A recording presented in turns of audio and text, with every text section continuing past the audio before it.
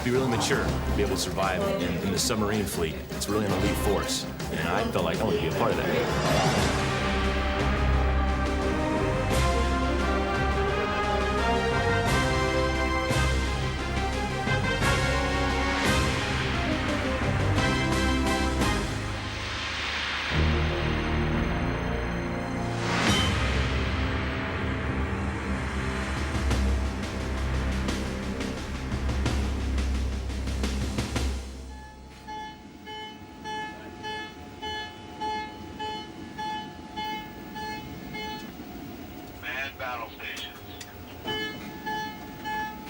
Somewhere, hundreds of feet below the eastern Pacific, the crew of the USS Topeka is being called away to battle stations after picking up a contact on their sonar. They will maneuver into position to fire a torpedo. Submariners always operate as though they're actually at war. From Commander Jablonski to the most junior enlisted man, they are here by choice. Their training is as rigorous as any in the armed forces. It begins right after boot camp. Morning, gentlemen. Rise and shine. Let's go. Roll out. 5:30 in the morning. Let's go.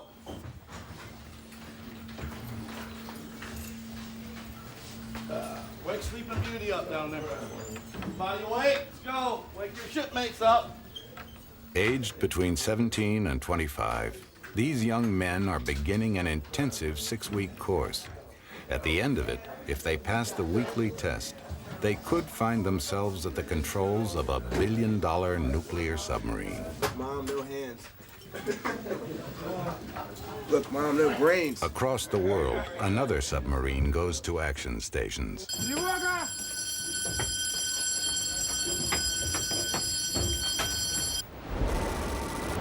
A Russian Typhoon is preparing to dive.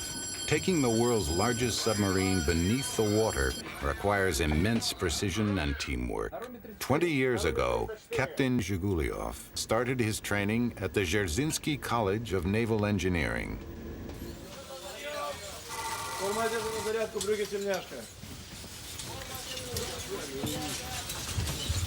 In Russia, 2 years military training is still compulsory, but you can select the service in which you'll train. Many choose submarines from a sense of family tradition, but some of the 2,000 trainees here will join the surface fleet.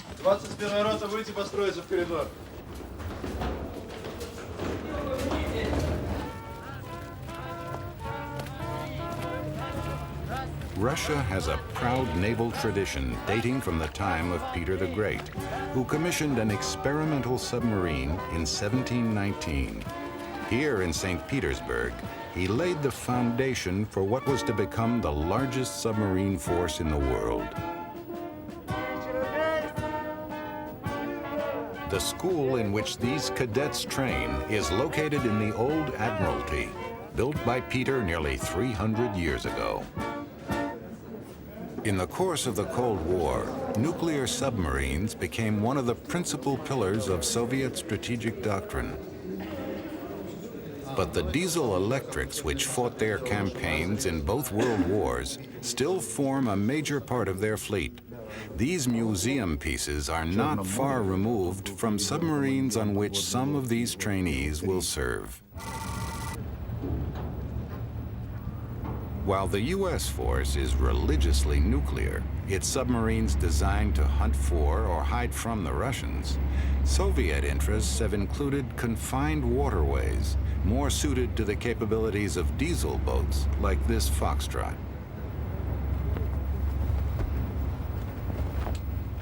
At 10 submarine academies across the former Soviet Union, courses are conducted in both technologies. They are hard to get into, easy to fail, and the demands are intense. As well as becoming familiar with reactor rooms, control rooms, and communication centers, the trainee will have his nerve tested in simulators.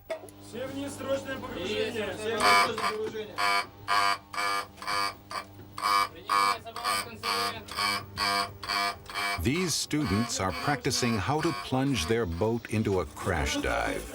It may look antiquated, but the trainees' response to such an emergency must become second nature for the day when they face the real thing. Принять главный балласт, кроме средней. Набери вентиляцию средней.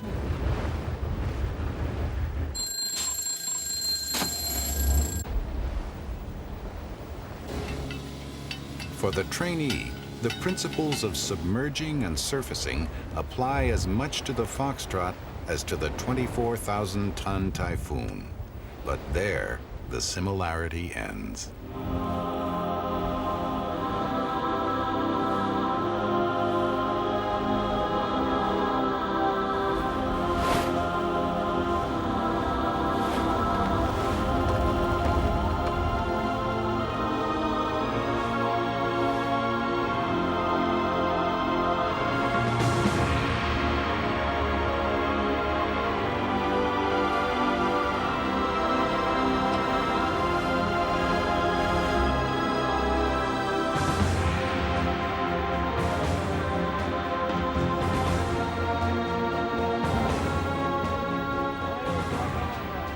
Learning to drive this submersible mountain is only part of the story. When your boat contains unimaginable explosive power, as well as a couple of nuclear reactors the size of a bus, safety is everything. Товарищ командир, личный состав корабля на подъем морского флага построен. The most dangerous thing is unprofessionalism and a lack of expertise among the crew. It only takes one person on a boat who's an amateur, and the situation's fraught with dire consequences. A submarine is not simply a hollow cylinder. It is divided into various compartments, like the engineering and propulsion plant, weapons spaces, the control center, and living quarters. Each must be capable of being sealed off, because each is vulnerable to two major threats. The two great fears of submariners are, of course, fire and flood. Fire because you're in an enclosed space, and even a smouldering rag can fill a compartment with smoke within a matter of moments. And, of course, you can't get rid of that smoke. You can contain it, but you can't get rid of it unless you get up to the surface and ventilate the compartment out. So fire is the really serious threat. Flooding, well, the noise of running water, one of the first things you're trained on training classes, you always run towards the sound of running water. Each time they perform this basic drill, the water will get deeper and colder, until finally they can stop the leak even in the dark. But at operating depths, the ocean would enter with the force of a steel rod, smashing anything in its path. You can become concerned over a long submarine career, and I think most people do, at some stage, as you settle into your bed at night, nestling alongside the pressure hull, and 1 inch away from you, of course, is 1,000 feet pressure of water.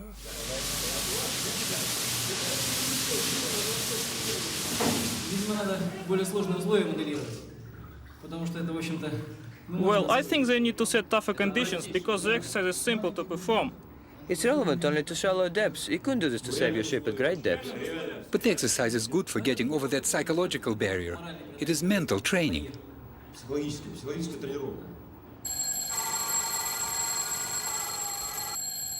These cadets are about to face a simulated engine room fire. They must isolate and control it as quickly as possible, for even a short delay could jeopardize lives and possibly the ship.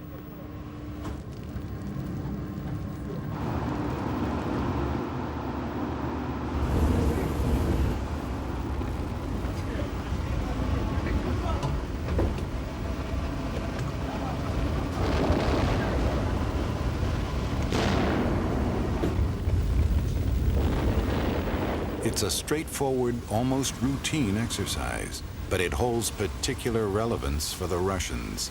They have lost sailors and nuclear submarines to fires, some very recently. The Russian submarine, the Mike class, the Consumables, which sunk in the Norwegian Sea a couple of years ago, was destroyed by fire. And the Yankee-class strategic submarine that sank off Bermuda, almost certainly, again, it was fire that got out of control. Norwegian defense forces were tracking and photographing the Soviet submarine before the fire and before it went down. So I think there is a question mark over the Soviet firefighting capability as it has been demonstrated in the last 5 years. We believe, based on the Soviet Mike submarine sinking, part of their problem was the fact that the crew got exhausted before they could solve the damage control problems they were faced with, and they ultimately lost the ship. Aware of the potentially catastrophic results of such emergencies, all nuclear navies reject criticism of their safety standards. The Titanic was the unsinkable ship, but it sunk. Things do go wrong. Accidents have happened. The Americans have lost 2 nuclear-powered submarines at sea. The Soviets have lost possibly up to 7 nuclear-powered submarines at sea, the last one being a couple of years ago, the Mike class off of Norway. These fifth-year cadets face the immediate prospect of service in a military with a poor record of nuclear safety. Though information has been scarce, senior officers admit that there are problems. It is not surprising that accidents occur on board American ships and on board Soviet ships, and they are related in the first instance to the fact that the level of training lags behind the adaptation to new technology. Nuclear accidents on board submarines, like the one described in this film, are bad enough. But 40 years of nuclear power have produced a deadly legacy. So what's happening in the Soviet Union is that these Soviet submarines are just stockpiling up. When you go to the big ports like Serodinsk, Seromorsk, you find that there are defunct submarines just laying there. No one knows what to do with them. With more to decommission than anyone else, the Russians have the biggest problem, but they're not alone. None of the nuclear navies knows how to dispose of a worn-out nuclear submarine. The sensible, rational, scientific solution would be to take it out into deep water and sink it. It would then give off less radiation than the average granite outcrop in places, for instance, like Aberdeen in Scotland. What you put in the ocean today stays there. You can't take a vacuum cleaner to the ocean and clean up the mess in 10 years' time because you found out new information about the radiation dose effects. These recruits follow in the footsteps of 6,000 submarine engineers who've trained here in Pushkin. And in Groton, 50 new recruits start training every week. Here we go again! Here we go again! Same old song again! Same old song again! Marching down the avenue! Marching down the avenue! 2 more weeks and we'll be through! 2 more weeks and we'll be through! I won't have to look at you! I won't have to look at you! Am I right, am I right, am I right or wrong? Right. Are we weak or... First thing I want to do is welcome you to the submarine force. If you're wondering and asking yourself, am I where I belong? The answer is yes. You're going to get the best training the Navy has to offer in the submarine force. No BS. They say you gotta have 4 eggs, but I don't know. This base is called the heart of the submarine force, and it is. I know that might sound a little corny, but it is. I mean, every submariner starts here, and he will at some time be back here. Submariners have been training at Groton since 1916. The most complex, the most compact, the most deadly ship of war, ton for ton, ever conceived by man is the submarine. No training is more rigid, no training more intense than that of the submariner, who must fight his battles imprisoned in a carcass of steel, sailing in the deeps of the world's water basins. The purpose of this school is to screen you guys. We're going to do that several ways. We're going to look at you academically, we're going to look at you environmentally, and we're going to look at you militarily. I've been telling you this since last week. I'm not listening to it anymore. I'm not going to listen to myself talk. If somebody's got a stencil kit here, share it, use it. We want them to start taking responsibility for themselves because a lot of them It's their first time away from home. Mama's not here to lay out their clothes for them in the morning and stuff anymore. You look good. Thank you, Chief. The classes load them with information, all of which they must retain to graduate. It's a crash course, and only the motivated survive. The trim pump, we've got this thing called a cord. It's a muffler. Being able to pack all this information, they throw a lot of stuff at us in this short period of time, and they make us learn it all. All right, how many people in here want to go to an SSBN? That is your first choice of duty, SSBN. Put your hands up. But they can choose what kind of submarine they want to serve on. Some choose an SSN, the Fast Attack or Hunter-Killer submarine. Its varied missions, including stalking other submarines and covert operations, seem to promise adventure.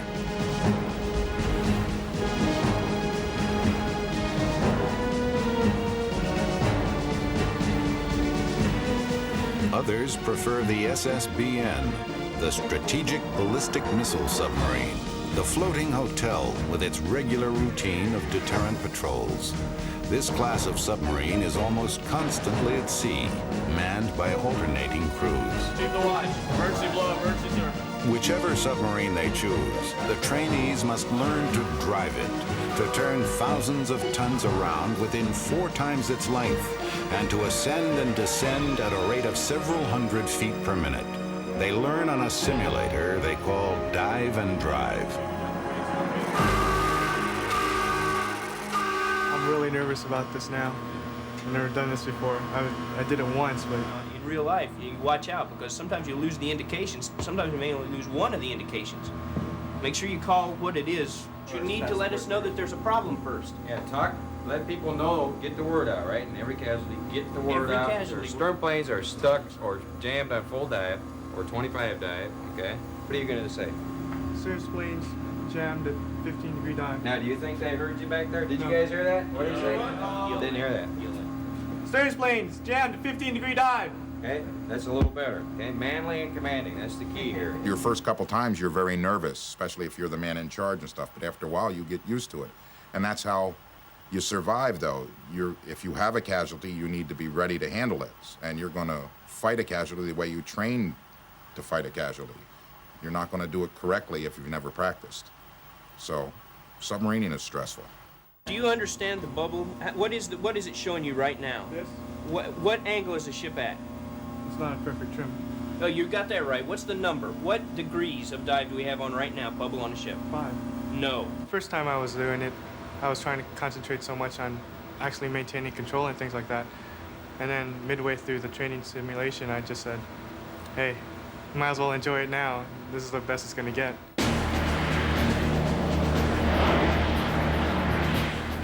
Diving officer, submerge the ship to 150 feet. Dive, dive. Dive, dive. It's been said that American submarines are overmanned and under-automated. In theory, that may be true, until something goes wrong under 50 feet of Arctic ice. You're here that are stressful. We got a building that simulates part of the engine room. We're going to set it on fire. And you guys put it out. You guys. Not John Wayne, not Chuck Norris. You guys. Space burning out of control! Make sure your OJ is perpendicular to the hose.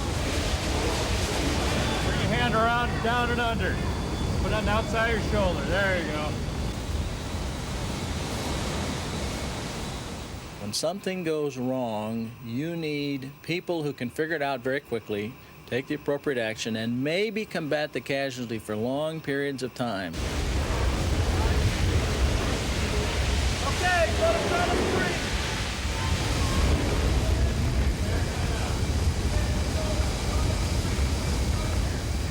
3. Also in week 5, we're going to send you what we call the wet trainer. Its technical name is the damage control trainer.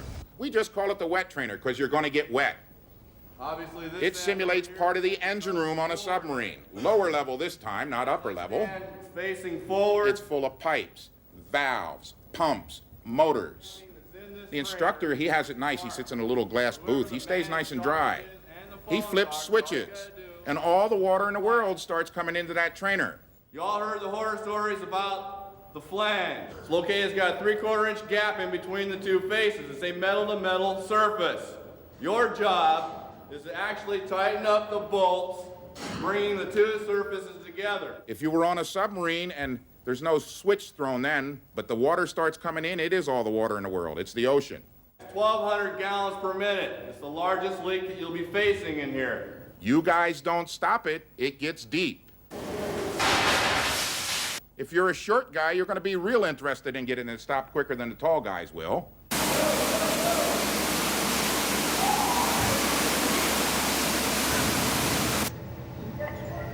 Fighting a casualty is no place for individual heroics. Teamwork is the key. The instructor monitors the exercise, communicating with the team leader through an airphone. How many personnel are in the space? How many personnel are in engine room lower level? Wait one. Wait, I.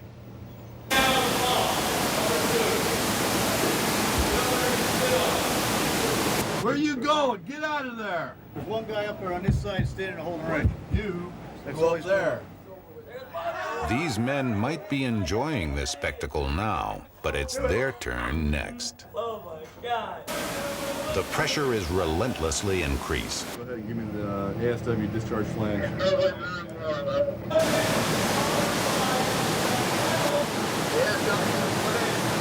one?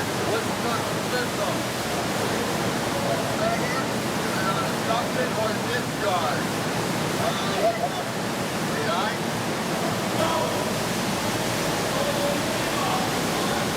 Need 2 personnel on the flange. Get them up there. He's the man in charge. I think he's crawling up there. Is that the man in charge crawling up there now? That's the man in charge right here. We want to see if they're physically and mentally capable of handling a stressful situation that we put them in with just the water spraying around everywhere, and see if they can actually handle it, be able to work in that kind of environment.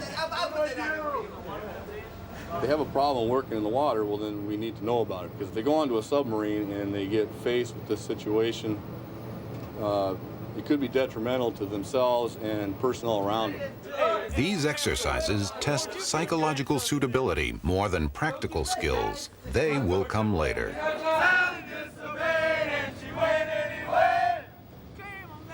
The real training starts for them when they get on their boat. The guy's really going to learn the nuts and bolts of the system, be able to touch the valves, trace the pipe, look at the breakers, see his gear, work on his gear when he gets to the submarine. Petty Officer Torkelson, Petty Officer Whipple, Mostadler, front and center.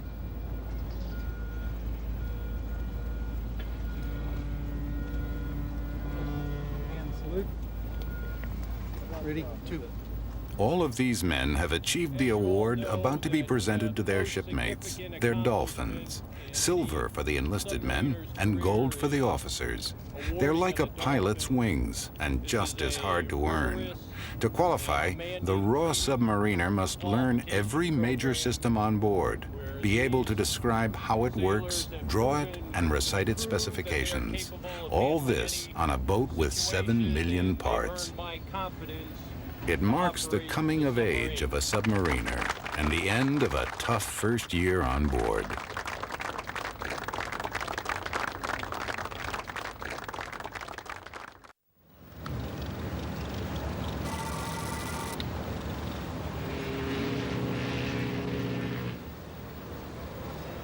In all submarine fleets, junior officers aspire to one thing above all others: to captain their own submarine. It remains one of the most challenging of commands.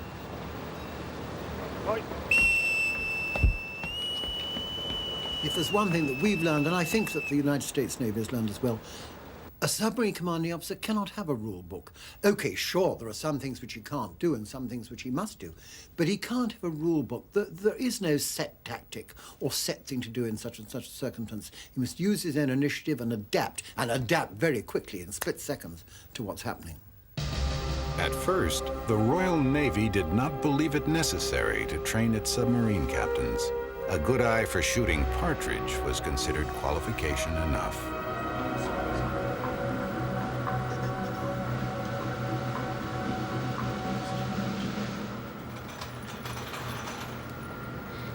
This is the Submarine Command Team trainer, where basically the submarine officers come in here to learn the basic skills of being a submarine officer. Operators collect information from many sensors, keeping the captain informed.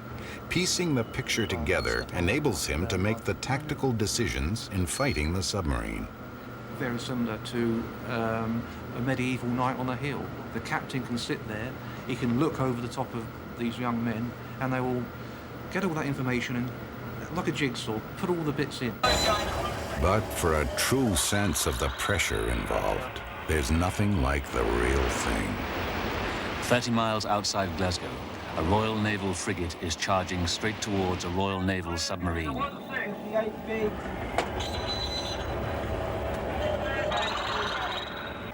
Brace me on the black hand, up! This man wants to captain a submarine. Check ATB. Down! Brace me on the right wing. Get out of the way! Up! Now put me 25 starboard. This man must decide whether he's capable of doing so. Look at the ball, 2 minutes. A British commanding officer is trained in what's known as the perisher course. A perisher derives from an old expression, periscope school. But as a matter of fact, it's not such a bad expression, because a lot of people perish along the way. No, get me up, down. Come on, engineer, there's some speed. It's an utterly ruthless preparation for command, totally ruthless. And being British, we're more used to people being rude to us, very rude to us, than I think people are in the United States Navy as a whole. Come on, engineer. Engineer, you're going to go and put up your arse if you don't get this boat on depth. Very, very brutal. A lot of people fail. But at the end of it, you come out tough and able to face any tactical situation on your own, without support, and take full responsibility for it.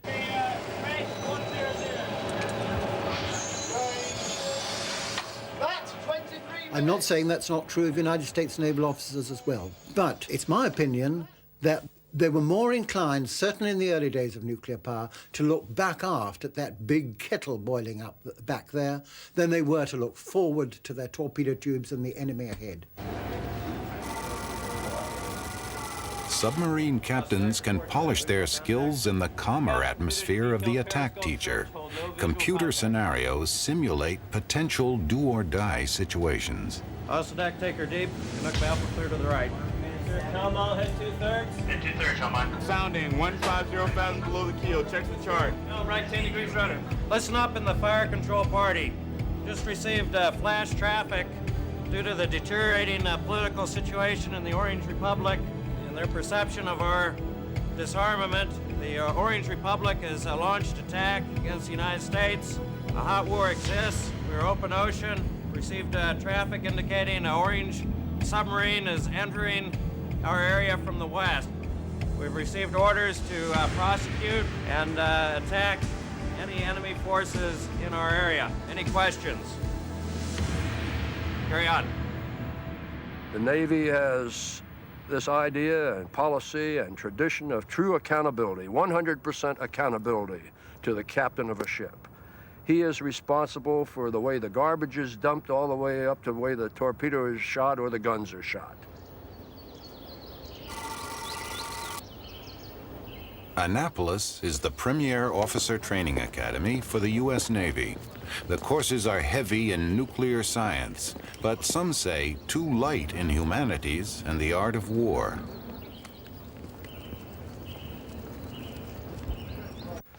Next, you see the 41st and last of the Polaris submarines. I'm a little bit biased toward this submarine myself because, frankly, I was the first skipper of it. In their final year, the midshipmen are addressed by senior officers. It's a recruitment exercise.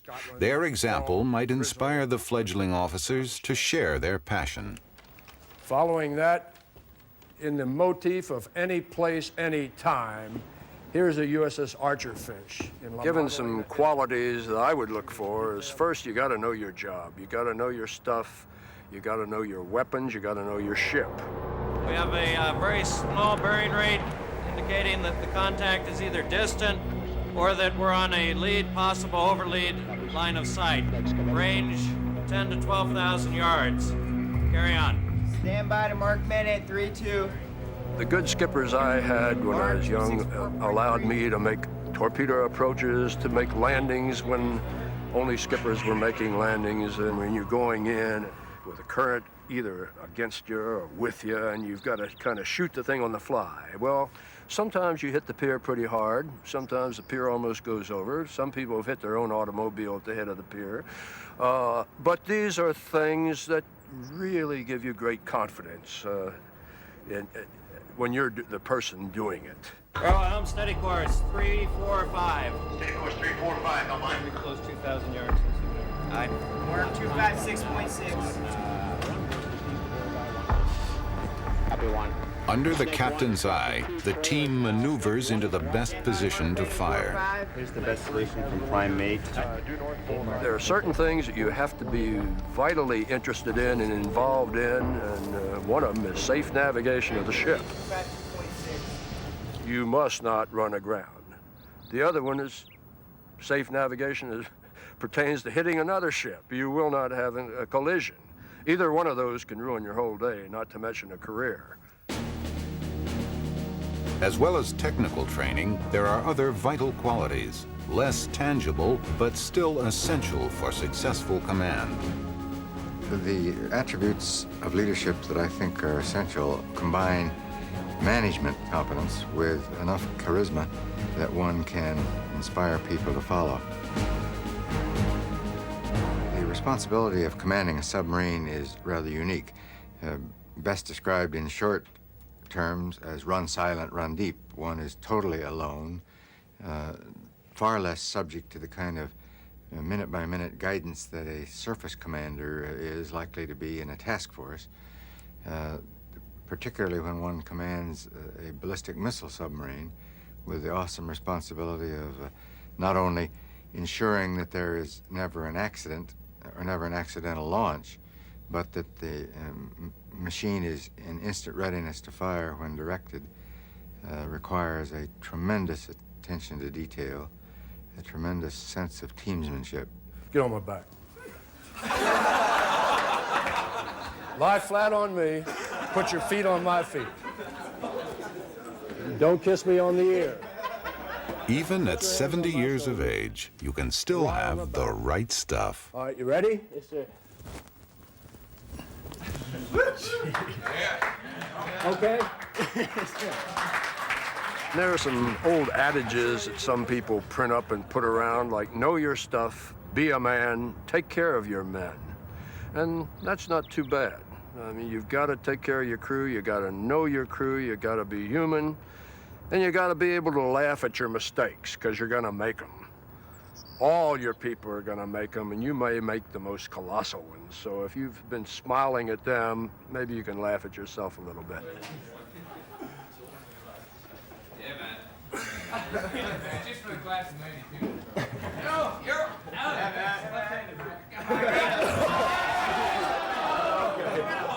Well, it gives you something to work on. Okay.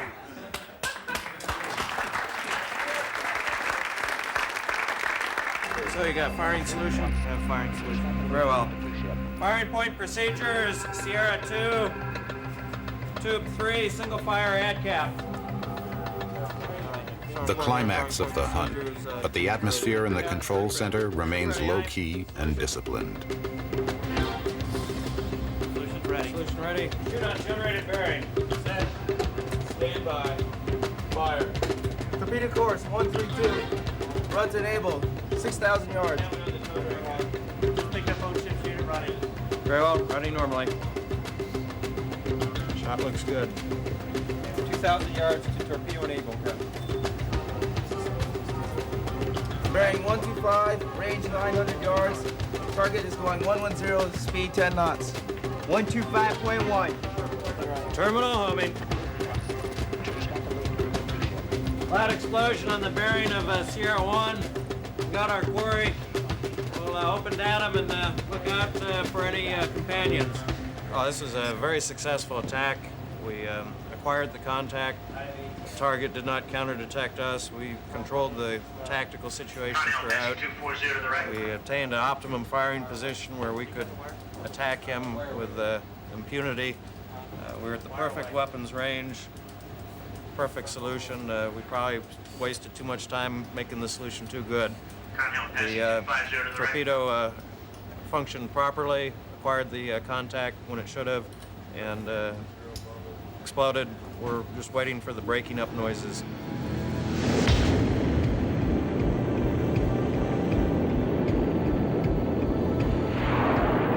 Torpedoes are not the only weapons a hunter-killer captain trains to fire, as was demonstrated during Desert Storm. No U.S. submarine had fired in combat since World War II. I'm speaking to you next to one of the Tomahawk vertical launch hatches forward on the ship, out of which came the Tomahawk, which on the 19th of January 1991 was fired by this ship to an unidentified Iraqi target. The use of cruise missiles by the Louisville expanded the submarine's role into the realm of strike warfare. Its crew received a triumphant homecoming. And we were greeted by a special edition Louisville Slugger back. It says Louisville Slugger, the ship's hull number SSN 724, and over here in the periscope crosshairs, kicked Saddam's butt January 19th, 1991.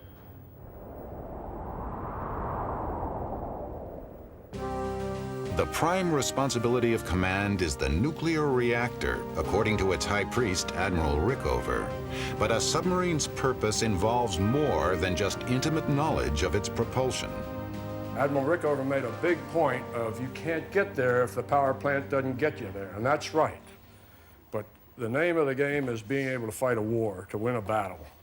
And you've got to develop your tactics. We have chosen in the Royal Navy to continue focusing on tactics, what you do with a sharp end, and to let an extremely well-trained specialist, a technical guy, to look after the kettle back aft. We run things a bit differently from the British, for example, where the officers in the Royal Navy are engineering specialists or operational tactics specialists, and we are trained to be good at both ends. It doesn't mean to say that our commanding officers know nothing about nuclear power. They know a very, very great deal about it. Indeed they do. But they don't feel that they have to be technical to the degree that a United States naval officer feels he has to be. Indeed has to be under the regime which Admiral Rickover started.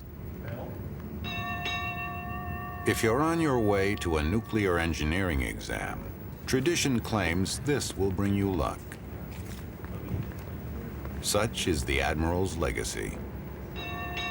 But whether propulsion or tactics are more important in nuclear submarine warfare has only been tested once. Having attacked, well, normally in the attack teacher, we'd all stop and have a cup of tea and a smoke or something, but it wasn't quite like that at sea.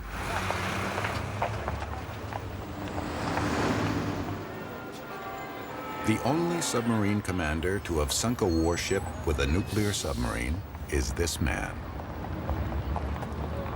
During the actual attack, it was very much like countless other ones I'd done for practice before, both at sea on live targets and indeed in our attack teacher. HMS Conqueror was sent to the Falklands in April 1982. The British were reacting to an invasion of their territory by Argentina. In what was to become the most controversial incident of the brief war, Reeford Brown quickly made sonar contact with a group of Argentinian warships. I entered my patrol area to the southwest of Falkland Islands on the evening of the 30th of April, and having settled down to patrol, I quite rapidly gained detection on one of my sonars. The General Belgrano was an aging cruiser with more than 1,000 men aboard. Much was to be made of her movements immediately prior to the attack. We spent the whole of that night just following them from deep, which is not particularly difficult for an SSN, sending locating reports back, I think about every 6 hours or so. The British had declared a total exclusion zone, but the Belgrano was outside it and could not be attacked. So Reeford Brown followed her and waited for instructions. I had quite a lot of time in my cabin to actually think how I was going to conduct the attack. I mean, I felt in my own mind that at some stage, Northwood, our command back here, would actually instruct me to carry out the attack. And I chose which torpedo I was going to use. I also, in my own mind, worked out where I was going to position myself. So there was some mental preparation. After trailing the Belgrano for more than 25 hours, the Conqueror received new orders from Whitehall. Sink it. I was some 7 miles astern of them, and it took me about 2 hours to catch them up and work into an attacking position. I'd selected the Mark 8 torpedo to fire, and I planned to fire a salvo of 3 of those to counteract for any errors that I made in the fire control solution. I worked myself into a position of, well, when we eventually fired, I was about 1,400 yards on the port bow of the cruiser. Gave the order to fire. We heard the torpedoes run on our underwater sonar. Could hear them quite distinctly running out, and indeed heard one and then another hit. I was looking through the periscope at the time and saw a distinct cloud of smoke and flame from the first one, and then I think I saw another cloud of smoke from the second. A cheer went up in the control room, I think, when we heard the hit, and I looked around and saw actually there was a lot more people in every corner than one perhaps anticipated at attack stations. After that, I went deep and moved away to the east to just get out of the general area, because I wasn't quite sure what the 2 destroyers were going to do, whether they're going to come and take an interest in me and try and counterattack. The Conqueror returned home to fierce debate over the decision to sink the Belgrano, echoing an earlier era when submarines were regarded as underhand and immoral.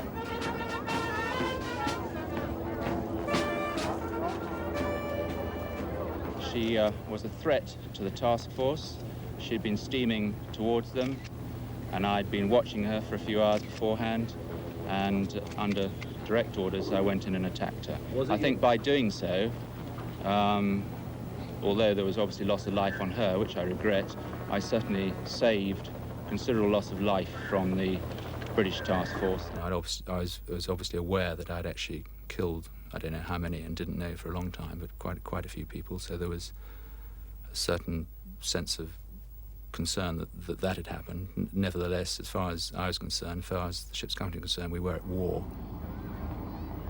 My immediate reactions after that was, I think the first one was one of relief that I'd actually achieved something that the ship's company and I had been trained to do over a number of years, all of us, and a sense of exhilaration that I'd actually achieved it.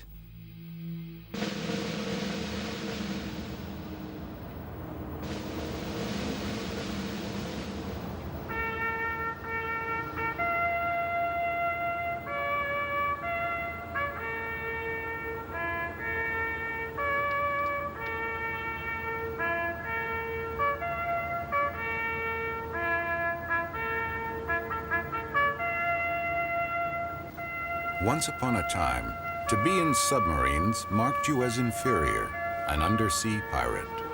But over 100 years of submarine warfare have created a community which now regards itself as an elite. The recruits in Groton and St. Petersburg will become part of this tradition.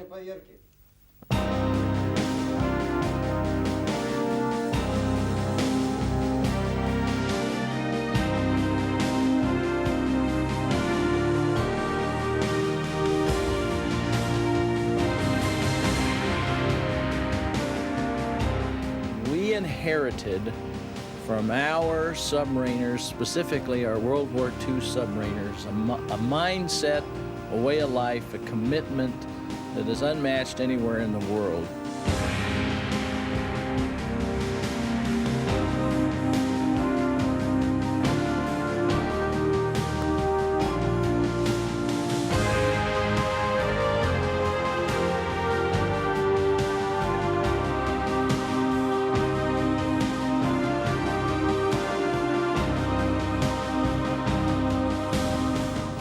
have feeling for these guys. I mean, it's like your family. I'm not going to lie. There's probably a lot of submariners out there that are going to watch this and say that, oh, that's BS. But I mean, it really isn't. I mean, you can ask them. I wouldn't trade any memories I have on this thing or any of my friends I have on this thing for anything in the world. They're good. They're good people.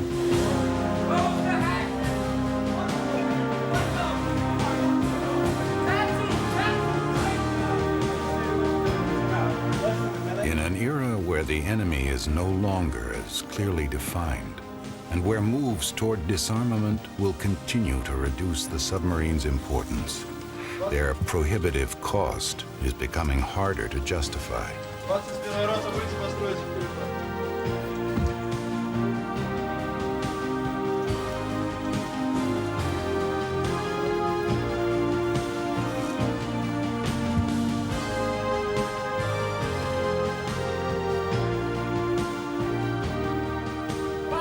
Yet should a new world conflict arise, it will be in the hands of young men like these. For now, more than ever, such a war is likely to be won and lost under the sea.